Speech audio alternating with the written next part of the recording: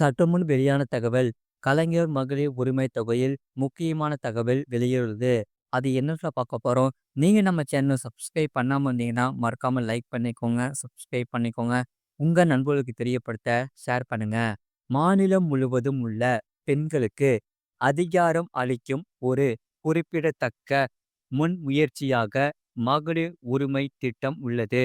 இந்த திட்டம் தொடர்பான முன்னேற்றங்களை தமிழ்நாடு அரசு சமீபத்தில் வெளியிட்டது. பலருக்கும் மகளிர் உரிமை தொகை கிடைக்கவில்லை என்று கூறப்பட்ட நிலையில் அதனை சரி செய்யும் விதமாக இத்திட்டம் அடுத்த 2 மாதங்களில் விரிவாக்கம் செய்யப்பட உள்ளது. இது தகுதி வாய்ந்த பெண்களுக்கு மகளிர் உரிமை தொகை கிடைப்பதை உறுதி செய்கிறது. முன்பு மகளிர் உரிமை தொகைக்கு விண்ணப்பித்து நிராகரிக்கப்பட்ட பெண்கள் இப்போது தங்கள் விண்ணப்பங்களை மீண்டும் சமர்ப்பிக்கும் வாய்ப்பை அரசு ஏற்படுத்தியுள்ளது. புதிய விண்ணப்பதாரர்கள் இ-சேவை மையங்கள் மூலம் நேரடியாக ஆன்லைனில் விண்ணப்பிக்கலாம்.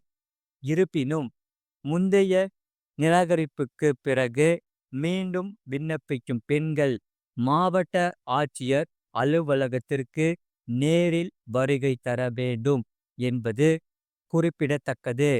அனைத்து விண்ணப்பங்களும் முழுமையாக பரிசோதனைப்படுவதையும் முன் சமர்ப்பிப்புகளில் ஏதேனும் சிக்கல்கள் இருந்தால் சரியான முறையில் தீர்க்கப்படுவதையும் இந்த சேவை நோக்கமாக கொண்டுள்ளது. மேலும் இந்த திட்டத்தில் கூடுதல் சலுகை வழங்கப்பட்டுள்ளது. அதன்படி குடும்ப தலைவி இல்லாதவர்களும் இனி உதவித்தொகை பெற முடியும். ஒரு குடும்பத்தில் தந்தை, மகன் மற்றும் மகள் இருக்கிறார்கள் என்றால் அவர்களின் தாய் உயிரோடு இல்லை என்றால் அந்த குடும்பத்தில் 21 வயது நிரம்பிய திருமணம் ஆகாத முதல் பெண்ணுக்கு மாதம் ரூபாய் 1000 உதவி தொகை வழங்கப்படும் என்று தமிழக அரசு அறிவுறுத்தியுள்ளது. மேலும் விவாகரத்து பெற்றவர்களுக்கும் தனி ரேஷன் கார்டு இருந்தால் உதவித்தொகை வழங்கப்படும். இருப்பினும் ஒரு வீட்டில் 2 அல்லது 3 பெண்கள் இருந்தால் ஒரு ரேஷன் கார்டில் ஒரு பெண் மட்டுமே பயனடைய முடியும்.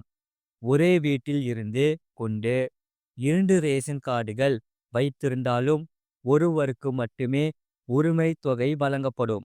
அரசாங்க ஓய்வூதியம் அல்லது பிற திட்டங்களிலிருந்து நிதி பெறுவோருக்கு மகளிர் உரிமை தொகை வழங்கப்படாது.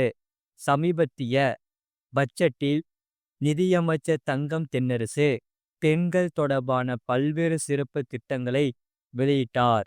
இந்த முன்முயற்சிகளில் ஒன்று பணிபுரியும் பெண்களுக்கான புதிய விடுதிகளை நிறுவும் திட்டமாகும்.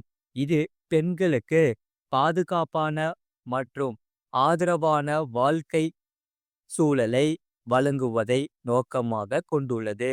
மேலும் உயர்கல்வியை நாடும் 3ஆம் பாலினத்தவர்களுக்கான நிதி உதவியையும் அரசாங்கம் உறுதியளித்துள்ளது.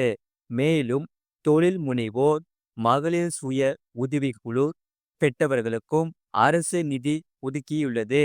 இந்த முன்முக அணுகுமுறை பெண்களின் அதிகாரத்தை மேம்படுத்துவதற்கும் அவர்களுக்கு வாய்ப்புகள் மற்றும் வளர்ச்சிக்கு தேவையான ஆதரவை வழங்குவதற்கும் தமிழ்நாடு அரசாங்கத்தின் அர்ப்பணிப்பை பிரதிபலிக்கிறது.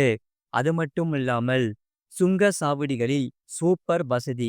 இந்த ஒரு பாஸ் மட்டும் போதும். அதாவது சுங்க சாவடிகளில் குறைந்த செலவில் பாஸ் எடுத்து வருடம் முழுவதும் பயணிக்கும் வசதி விரைவில் வரவிருக்கிறது.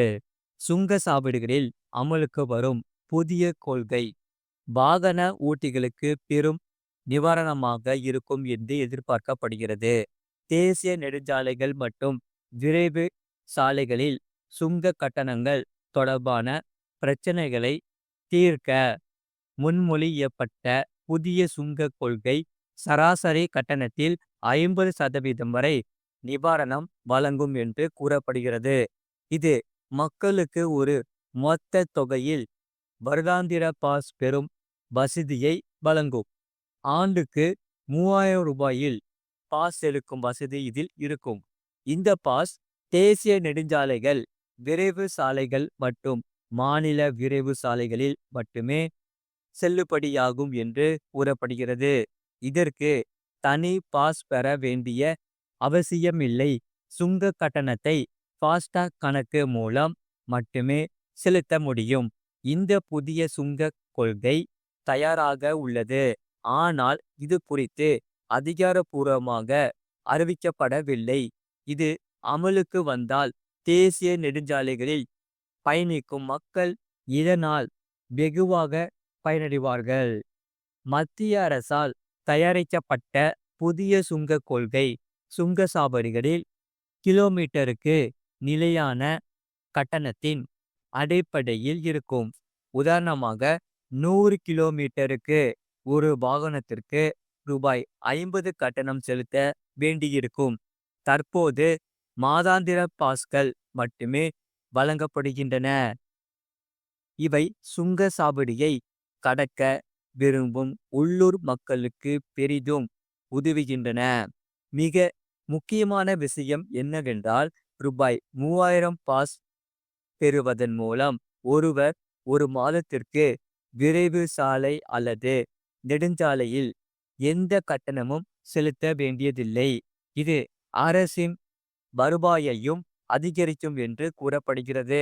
தேசிய நெடுஞ்சாலைகளில் சில ஆண்டுக்கு முன்பு வரை வாகன ஓட்டிகள் பெரும் சிரமத்தை சந்தித்து வந்தன. சுங்கச்சாவடியில் சில்லறை பிரச்சினை அடிக்கடி ஏற்பட்டது. பல வாகனங்களில் சுங்கச்சாவடிகளில் நிறுத்தாமலேயே சட்டவிரோதமாக கடந்து சென்றன. மிக முக்கியமான சுங்கச்சாவடிகளில் வாகனங்கள் நீண்ட தூரம் வரை பல மணி நேரம் காத்து கிடக்க வேண்டிய சிரமம் இருந்தது. ஆனால் ஃபாஸ்டாக் கட்டண முறை அமலுக்கு வந்த பிறகு இது போன்ற பிரச்சனைகள் குறைந்துள்ளன. அடுத்து ஜிஎஸ்டி அடிப்படையிலான கட்டண முறையை கொண்டு வருவதில் அரசு தீவிரமாக உள்ளது. இதனால் வாகன ஓட்டிகளின் சிரமம் மேலும் குறையும் என்று எதிர்பார்க்கப்படுகிறது. இது போன்ற செய்திகளை உடனுக்குடன் அறிந்து கொள்ள மறக்காம சேனலை சப்ஸ்கிரைப் செய்யுங்கள். மற்றவர்களுக்கு தெரியப்படுத்த ஷேர் செய்யுங்கள்.